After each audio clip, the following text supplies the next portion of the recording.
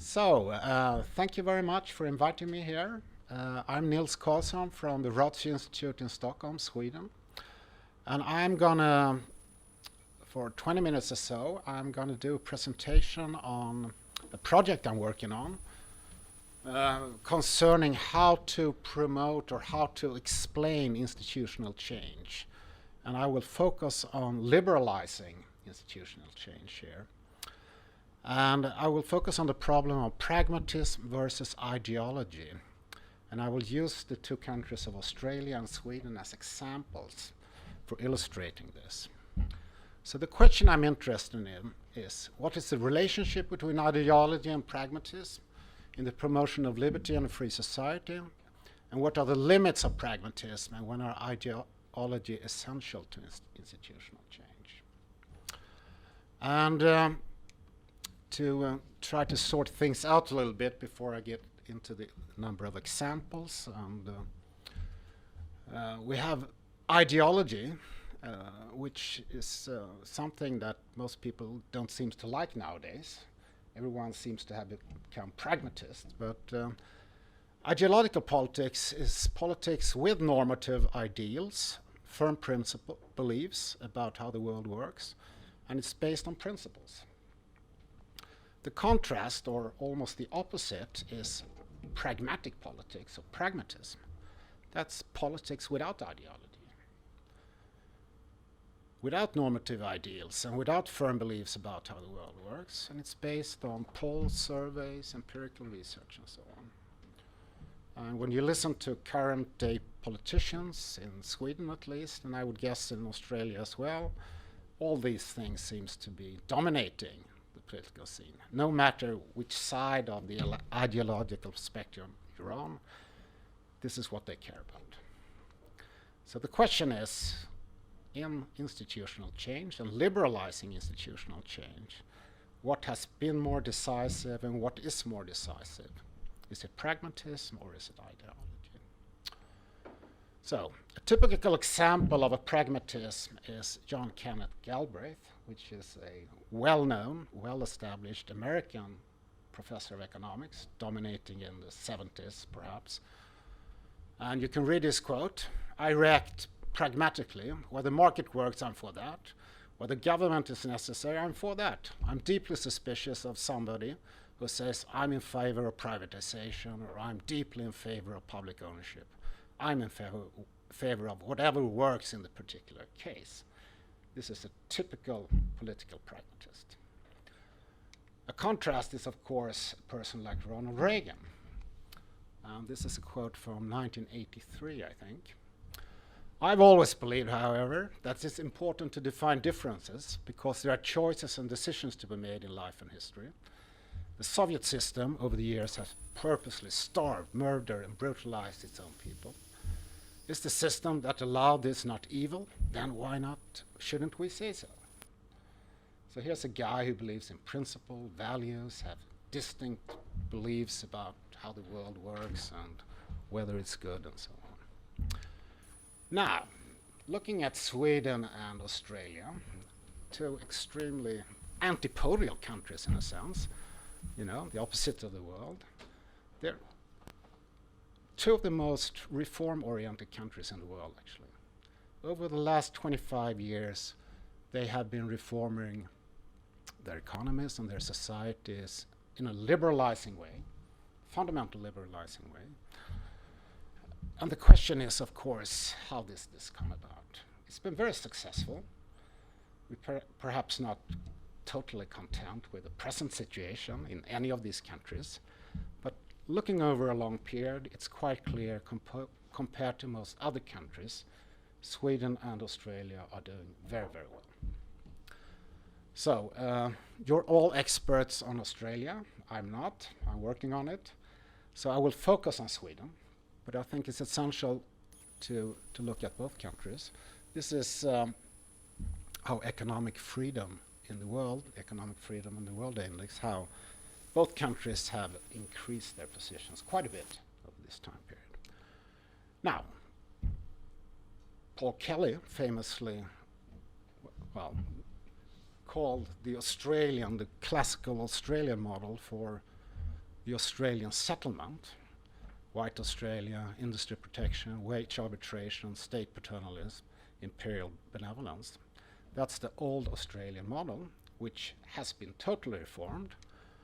And it's been reformed by both Labour and liberal national governments over this period. Since 1983, financial reform, tariff reform, pension reform, deregulations, taxation reforms, fiscal consideration, and even steps concerning industrial relation reforms. Was this caused by pragmatism or was it caused by ideology? I will come back to this.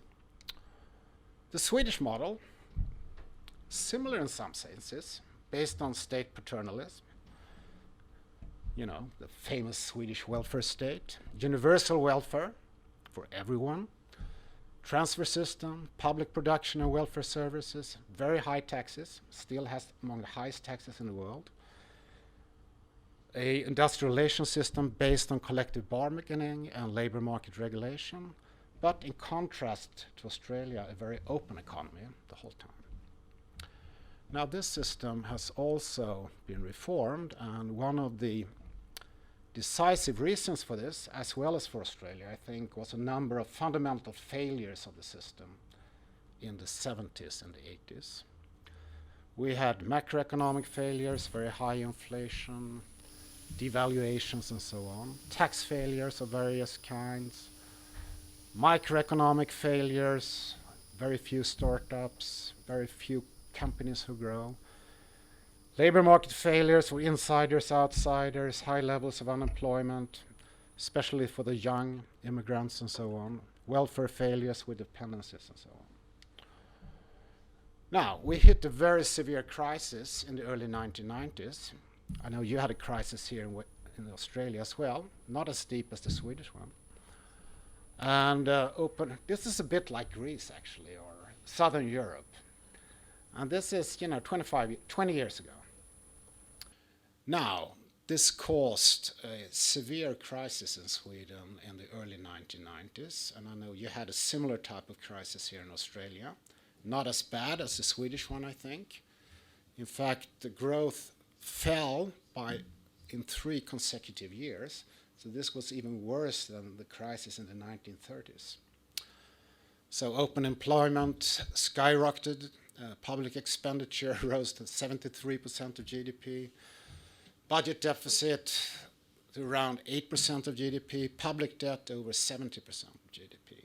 This is similar, in fact, to Southern Europe today, to Greece, Italy, and those kind of countries. Now, everyone was quite depressed at that time, but in fact, this started a reform process.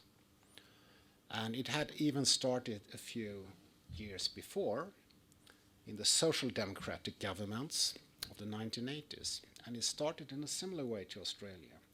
I won't go through all this, but there were reforms in almost all areas. Credit, financial markets, deregulations, tax reforms, independent central bank, a new budgetary process, privatization, school voucher systems, tightening up of social insurance. Sweden joined the EU in 1995, a new pension system in 1997.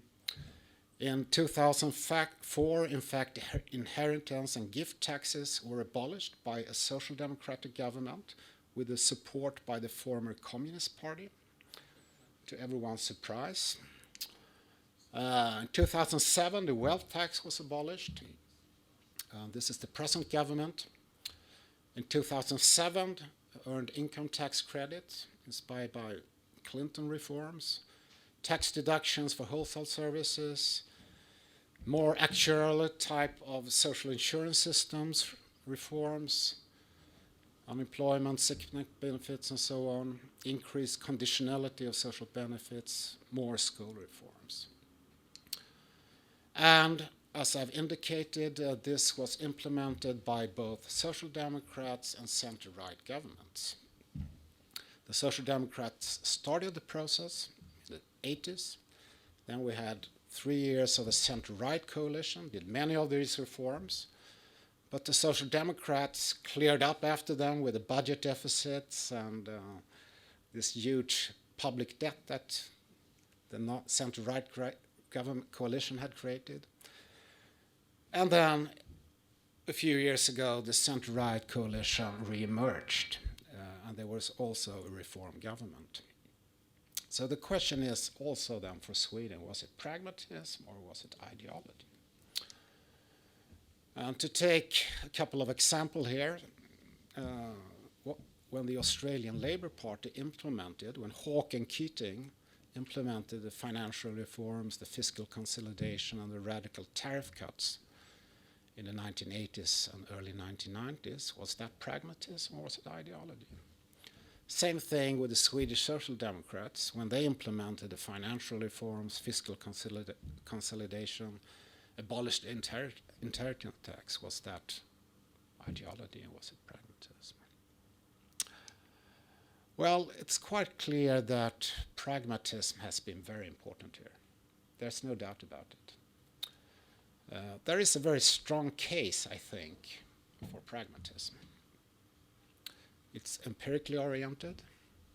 It's based on rational argumentation, facts, triggered by policy failures to a large extent. You have this framework, you have these policies. When they fail, well, you try to fix it if you're a pragmatist.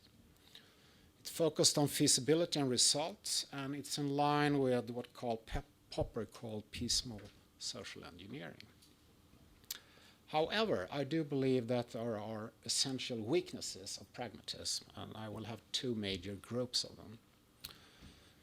The first one is, I think, pragmatism cannot really handle with a number of status quo biases. Within the political logic of the political sector, there are a number of biases giving the status quo a very strong position. And the first one concerns institutional lock-ins caused by special interests. And you all know about public choice theory and all this. More important, however, are different kinds of cognitive frameworks and mental frames that recent research in the social sciences has shown is very important for human action in general. Even though we have the same facts, even though we have the same research, whatever, people act in different way. And they do this because they have different interpretation of reality. They have different values, they have different beliefs of how the world functions or works. And pragmatism have a hard time handling this. Of course, research, facts, and so on are important to prove false ideologies wrong, but sometimes it's very hard. To give an example that I think is extremely important in Sweden, and maybe so in Australia as well, concerns industrial relations. In Sweden, we have legislation concerning job security on the job, employment protection legislation. There's been loads of research showing that this causes enormous problems. It makes it harder for young people, for immigrants to enter the labor market. It decreases dynamics of the economy. There are less startups and so on. However, it turns out to be virtually politically impossible, at least so far, to change this legislation. It's blocked by insiders, labor unions, and so on, but also, I would say, by cognitive factors. And my guess is that you have similar problems concerning your award system here in Australia.